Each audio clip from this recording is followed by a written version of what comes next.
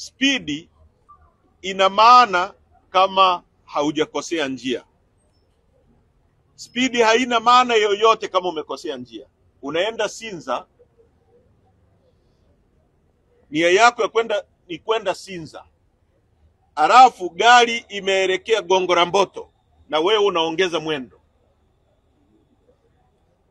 unakuwa unajipoteza zaidi. Spidi ina maana kama uko kwenye njia sahihi.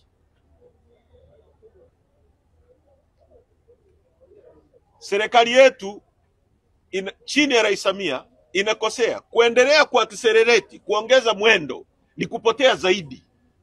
Kwa hiyo mtu mwenye akili unarudi unasoma ramani, unaelewa hapa nimepotea njia, ngoja nianze upya. Kwa hiyo unapo accelerate wakati umekosea, unapotea zaidi.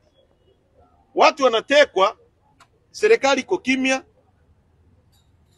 inafikiri watu wanatishika, watu wanazidi kuongezeka, wanaozungumza, wanaorani vitendo vya kutekwa. Sasa sijui mwelekeo wa Rais Samia, anafikiri serikali yake watu wote watatekwa mpaka wanyamaze. Hakuna siku watu watanyamazia utekaji, hata wakiteka watu kila siku. Kwa ni muhimu sana kama umepotea njia, urudi usome ramani. Tunashauri kuhusu hizi kesi hapa. Hizi ni kesi ambazo zimepotea njia.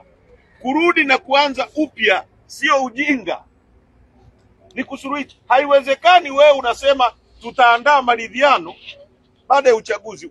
Ina maana unajua kabisa kwamba kuna makosa mnafanya na accelerate, afu unasema tutakuja turekebishe. Hicho ni kitu cha ajabu sana.